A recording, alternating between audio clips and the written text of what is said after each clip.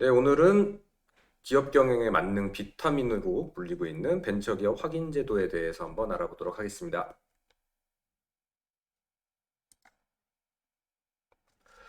일단은 벤처기업의 정의인데요. 벤처기업이란 일반적인 의미로 첨단의 신기술과 아이디어를 개발하여 사업에 도전하는 기술 집약형 중소기업을 의미합니다. 네, 근데 우리나라에서는 벤처기업 육성에 관한 특별조치법에서 정한 요건의 기업들을 벤처기업으로 정의하고 있고요. 이따가 나중에 다시 한번 볼 거지만 뭐 벤처 투자 유형이 있고 연구개발 유형이 있고 혁신성장 유형이 있고 요 세 가지 유형으로 구분을 하고 있습니다. 벤처기업 확인 제도가 그동안은 2021년 2월 12일 전까지는 기관이 보통 이제 신보나 기보에서 벤처 확인을 해줬었고요. 거기서 보통 뭐 8천만 원 이상의 대출을 받았을 때 심의를 이제 심사를 볼 수 있는 그게 주어졌었고 그래서 대출을 받았던 기업들이 보통 대출을 신청을 하면서 우리 벤처 기업도 가능한가요? 라고 해서 신청을 했었는데 이제 이 대출 유형, 보증 대출 유형이 폐지가 됐습니다. 2021년 2월 12일부터 이게 폐지가 되고 확인 주체가 이제 세 기관 별도 수행을 했었는데 벤처기업 확인기관 하나로 이제 통합이 됐고요. 그래서 실제로 이제 사단법인 벤처기업 협회에서 현재는 관리를 하고 있고요. 예전 같은 경우에는 2년, 유효기간이 2년이었는데 지금 유효기간은 3년으로 확대가 됐습니다. 그리고 이제 뭐 위원회를 구성을 해서 벤처기업 확인 및 취소 등에 관한 심의 의결 기구인 벤처기업 확인 위원회를 구성을 해서 이제 심사를 보고 있고요. 평가 기간을 매우 다양화했고 그리고 확인 요건이 아까 위에서 말씀드렸던 벤처 투자 유형, 뭐 연구개발 유형, 혁신 성장 유형으로 어, 변화가 있었습니다. 일단은 뭐 크게 바뀐 점은 이렇게 있다고 보시면 되고 벌써 이게 21년도에 바뀐 거라 벌써 이렇게 시행한 지가 2년이 지났어요. 2년이 지났고 그동안 뭐 많은 변화들이 있었고 또 이 바뀐 와중에도 중간중간 변동들이 있었는데 오늘은 어쨌든 벤처 기업이 어떤 거지 그리고 도대체 왜 주변에서 보면은 기업을 하시는 분들이 벤처 기업을 받으려고 하는지를 알아보도록 하겠습니다. 벤처기업 확인 절차는 현재 기준에서는 기업이 사이트에서 이제 접수를 하면요. 보통 이제 그 서류들 접수한 서류들이 잘 돼 있나 안 돼 있나 확인을 하고 심사 비용을 결제를 하라고 날라옵니다. 그래서 심사 비용을 결제를 하면 전문 평가 기관에 배정이 됩니다. 전문 평가 기관에 배정이 돼서 거기서 이제 실사를 나가셔가지고요 보고서를 작성을 하세요. 그래서 보고서가 이제 벤처 확인 위원회로 넘어가면 다시 한번 거기서 심의 의결을 하고 그 다음에 확인이냐 아니면 뭐 탈락이냐를 정해서 확인이 된 경우에는 확인서를 발급받으실 수가 있습니다. 전문 평가 기관은요, 이렇게 나눠져 있습니다. 벤처 투자 유형 같은 경우는 한국 벤처 캐피탈 협회에서 하고 있고요. 연구개발 유형 같은 경우는 신용보증기금하고 중소벤처기업진흥공단에서 나가고 있습니다. 그리고 혁신성장 유형 같은 경우는 뭐 기술보증기금부터 시작해가지고 뭐 발명 진흥에 뭐 한국평가 데이터 해가지고 8개 기관이 있는데요. 이 기관 중에 랜덤으로 배정이 된다고 보시면 될 것 같습니다. 뭐 한간에는 뭐 그냥 근처 가장 가까운 곳에서 나간다 뭐 한다 할 수도 있는데 어쨌든 그건 확인된 바는 없고요. 어쨌든 랜덤으로 이 기관 중에서 배정이 돼서 나가고 있다라고 생각하시면 됩니다. 뭐 벤처기업 확인위원회가 있는데요. 벤처기업 육성에 관한 특별조치법 제25조 4에 의거해서 민간 전문가 50인으로 구성이 되어 있습니다. 그래서 실제로 각 위에서 보셨던 기관마다 나가셔가지고 실제 평가를 하시고 실사를 하시고 평가서를 써주고 다시 이게 이제 위원회로 오게 되면 그 평가 결과서를 보고 여기서 실제로 가부를 결정하게 됩니다. 그러면은 도대체 벤처기업이 되고 나면 우리한테 정말 좋은 게 뭐냐? 기업한테 좋은 게 뭐냐? 거기다가 처음에 말씀드렸던 것처럼 기업 경영에 맞는 비타민이라고 말씀을 드렸는데 실제로 몰라서 못 쓰는 혜택들이 많은 것 뿐이지 엄청난 혜택들이 많이 있습니다. 첫 번째로 세제 부분인데요. 요거는 창업 벤처 중소기업에게만 해당이 됩니다. 창업 인정을 받았고, 네, 신규 창업이어야 되고요. 그다음에 창업 이후 3년 이내에 벤처 확인을 받은 기업입니다. 그래서 법인세, 소득세, 최초 벤처 확인일로부터 최대 5년간 50% 감면을 받으실 수가 있어요. 네. 세금이 뭐 50%라면 상당히 큰 거거든요. 이게 뭐 1억이다라면 5천만 원을 감해줄 수 있는 거고요. 1천만 원이면 뭐 500만 원이고, 이게 법인이냐 개인 사업자냐 상관없이, 네, 50% 감면을 해주는 겁니다. 실제 효과로는 이제 개인 사업자분들 같은 경우는 더 크겠죠. 어쨌든 그래서 잘 보시면은 그냥 여기에는 일단은 뭐 법적 근거들이 쭉 나와 있기는 한데, 간단하게만 설명을 드리면 주의하셔야 될 거는, 네, 창업벤처 세액 감면 같은 경우에는 벤처 투자 유형이나 아니면 혁신 성장 유형은 그냥 받으시면 5년간 50% 감면을 받으실 수가 있어요. 네, 3년 이내에 받으시면. 근데 연구개발 유형으로 받으신 경우에는, 네, 매년 매출액의 5% 이상을 연구개발비로 사용을 하셔야지만 50%를 감면 받으실 수가 있습니다. 이게 법에도 딱 정해져 있거든요. 그렇기 때문에 이 부분은 좀 조심을 하셔야 돼요. 여기 뭐 써있기로는 그냥 무조건 벤처만 받으면 50% 감면이다 라고 할 수도 있지만, 그게 아니고, 네, 유형마다 조금씩 다르다는 거 기억을 하셔야 될 것 같고요. 뭐 법인세 10% 공제, 법인세 5% 공제 이런 경우들이 있는데, 기술혁신 중소기업 등을, 네, 합병하는 경우라던가 뭐 이런 경우에는 이렇게 세금을 공제해 주는 경우들도 있고요. 제일 또 중요하게 보셔야 될 거는, 일단 우리가 벤처기업이 됐어요. 벤처기업이 됐으면 여러 가지 혜택 중에 하나가, 개인이 이 기업에게, 벤처기업에게 출자 또는 투자한 금액의 소득공제 비율이 확대됐습니다. 그래서 보통 3천만 원까지는 100% 소득공제를 받을 수가 있고요. 5천만 원 이하는 70%, 그리고 5천만 원 초과분에 대해서는 30% 이렇게 누적해서 받으실 수가 있고, 최대는, 네, 개인 소득의 최대 50%까지 소득 공제를 받으실 수가 있기 때문에요. 그래서 만약에 우리 회사가 벤처기업이다라고 하면은 대표님이 직접 우리 회사에 다시, 본인 회사에 증자를 하시던가 아니면 투자 형식을 취하셔가지고 본인의 소득공제를 받으실 수 있을 뿐만 아니라, 네, 주변의 뭐 친인척분들이라던가 아니면 우리 회사의 미래를 보고, 네, 투자를 하시는 분들에게, 네, 투자 효과 플러스 소득공제의 효과도 주실 수 있다는 거. 그래서 나중에 자금을 좀 기업 입장에서는 자금을 융통하는데 좀 더 편리한 방법도 있다라는 거 기억해 주셨으면 좋겠습니다. 네. 나머지들은 한번 쭉 읽어보시면 될 것 같고요.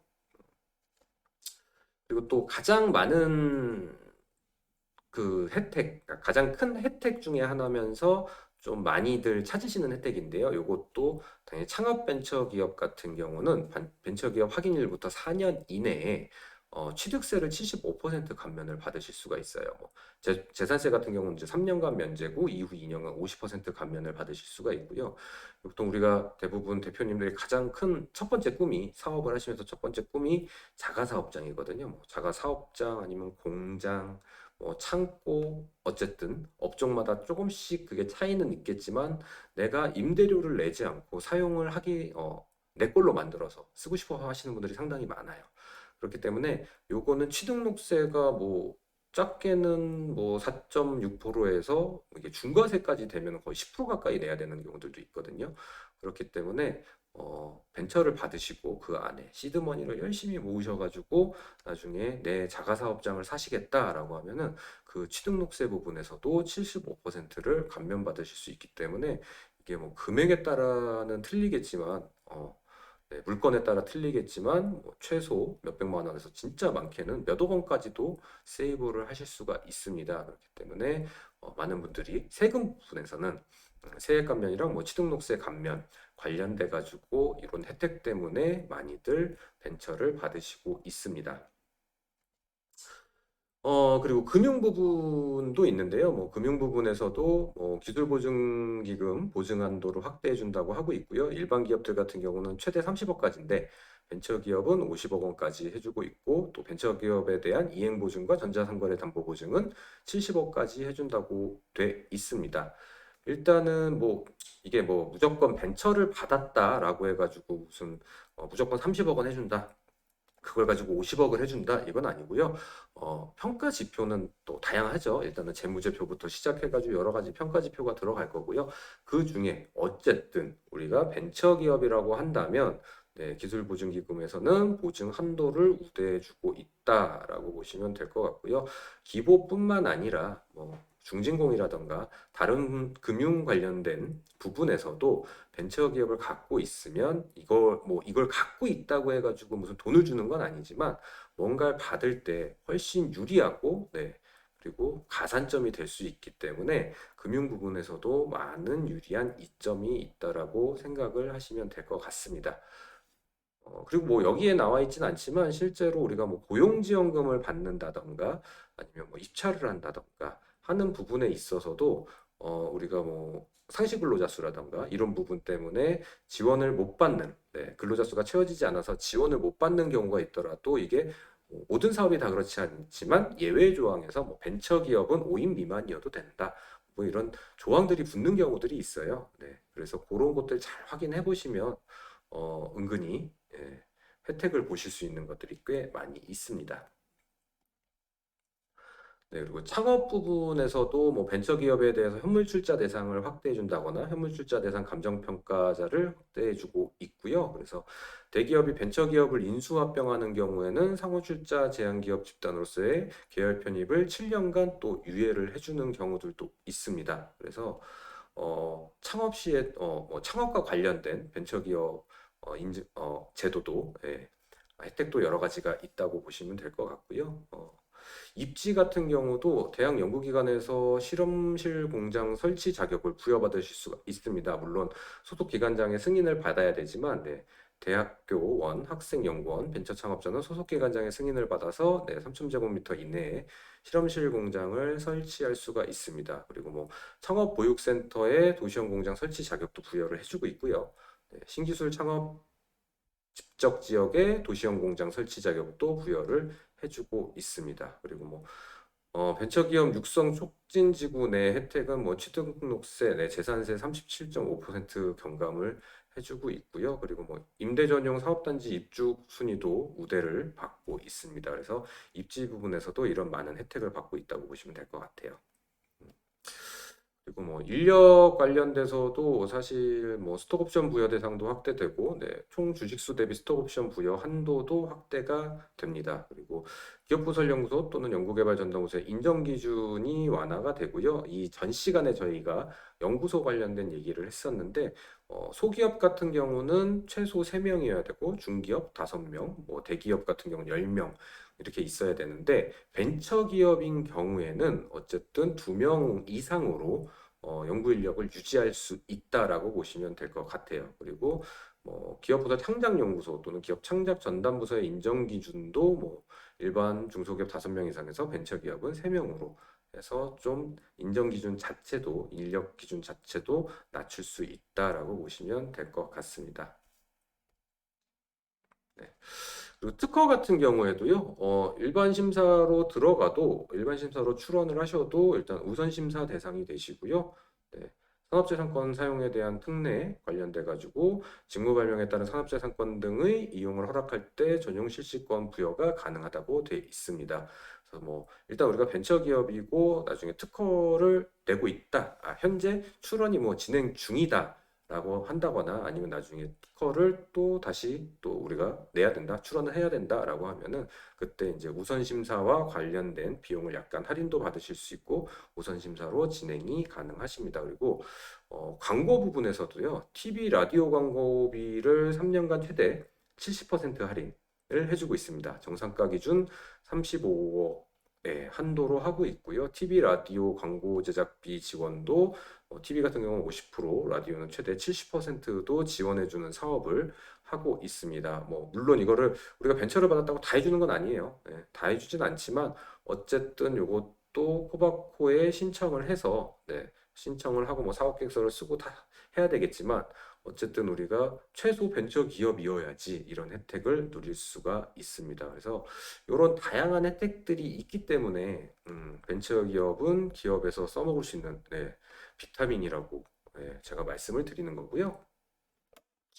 그래서 간단하게 유형을 보면요. 아까 말씀드렸던 것처럼 벤처 투자 유형이 있고요. 이거는 적격 투자 기관으로부터 유치한 투자 금액 합계가 5천만 원 이상인 경우에 신청을 하실 수가 있습니다. 그리고 중소기업이어야 되고 자본금 중 투자 금액의 합계가 차지하는 비율이 10% 이상이어야 됩니다.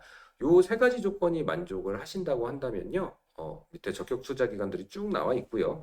요 세 가지 기준만 만족을 하신다고 하면 별다른 적이 없이 벤처를 획득을 하실 수가 있습니다. 근데 어쨌든 외부로부터 투자를 받는다는 적격 투자 기관으로부터 5천만 원 이상 투자를 받는 거 자체가 조금 험난한 길이기 때문에 그렇게 받으신 분들 같은 경우는 벤처 투자 유형으로 벤처를 신청하시면 될 것 같고요. 연구개발 유형 같은 경우는요, 중소기업이어야 되고요. 기업부설 연구소 아니면 전담부서, 기업부설 창작연구소 아니면 전담부서 중 한 개 이상을 꼭 보유를 하고 있어야 합니다. 그리고 벤처기업 확인 요청일이 속하는 분기 직전 4개 분기, 1년이죠. 네, 4개 분기에 연구개발비가 5천만 원 이상이어야 되고요. 같은 기간 총 매출액 중 연구개발비 합계가 차지하는 비율이 5% 이상이어야 됩니다. 이거는 또 업종마다 달라요. 엔드 조건이에요. 어쨌든 우리가 5천만 원 이상을 연구개발비로 썼어야 되고, 그리고 우리가 같은 기간에 총 매출액 중에 연구개발비의 비율이 5% 이상이셔야 돼요. 그래서 보통 10억 같은 경우가 이제 5%면은 5천만 원이겠죠. 근데 10억이 넘어가신다. 매출액이 뭐 20억이다. 그러면은 1억을 쓰셔야 되는 거고, 뭐 40억이다. 그러면은 2억을 연구개발비로 사용을 하셔야 됩니다. 이거는 일반적으로 5% 이상이라는 거고요. 업종마다 뭐 약간씩은 다릅니다. 뭐 IT나 뭐 일반 제조나 기타 제조나 이런 쪽은 5%인 경우도 있고, 뭐 IT나 뭐 이런 경우에는 뭐 10%가 넘어가는 경우도 있거든요. 그래서 그런 것들은 꼭 확인을 하셔야 되고요. 기본적으로 우리가 직전 4분기 1년 동안 5천만 원 이상을 써야 됩니다. 창업 3년 미만일 경우에는요, 연간 매출액 중 연구개발비 비율은 미적용이에요. 그래서 매출액 대비 5%뭐 이런 건 상관이 없고요. 우리가 3년 이내 기업이다라고 하면 직전 4분기 동안 어쨌든 5천만 원 이상을 썼으면 된다. 거기다가 기업부설연구소가 있으면 된다. 그리고 우리는 중소기업이다라고 한다면 연구개발 유형으로 신청을 하시면 됩니다. 단, 아까 초반에 말씀드렸던 것처럼 우리가 목적이 세액 감면이 목적이다라고 하시면 어쨌든 벤처기업을 받으시고 그 다음 해부터 우리가 세액 감면을 받을 때 거기에 조건은 무조건 우리 매출의 연구개발비를 5% 이상 쓰신 기업만 세액 감면이 가능하다라는 걸 기억해 주셨으면 좋겠습니다. 뭐 연구개발 유형 같은 경우는 사업계획서를 쓰실 때 이런 부분들을 많이 봅니다. 사업 성장성 부분만 쓰시면 돼요. 연구개발 유형 같은 경우는 사업 성장성 부분에 대한 사업계획서만 쓰시면 되고요. 그거에 관련된 건 다음 시간이나 다다음 시간에 한번 다시 할 텐데 어쨌든 평가 지표가 이렇게 돼 있습니다. 그래서 성장 기반, 뭐 성장 활동, 성장 효과 이렇게 해서 쭉 나와 있고요. 3년 미만인 경우에는 성장 성과 부분에 대한 평가는 하지 않고 있습니다. 그래서 보통 3년 미만인 경우에는 요거 상관없이 성장 기반이나 성장 활동 부분에 대한 부분을 좀 많이 지표를 집중을 해서 쓰셔야 되고요. 그리고 3년이 넘어갔다라면 물론 당연히 성장 성과에 대한 부분도 신경을 쓰셔야 될 것 같습니다. 네. 그리고 마지막으로 혁신성장 유형인데요. 혁신성장 유형은 중소기업이어야 되고 벤처기업 확인기관으로부터 기술의 혁신성과 사업의 성장성이 우수한 것으로 평가받은 기업입니다. 네. 그래서 어떻게 보면은 얘는 따로 무슨 조건이 있지는 않아요.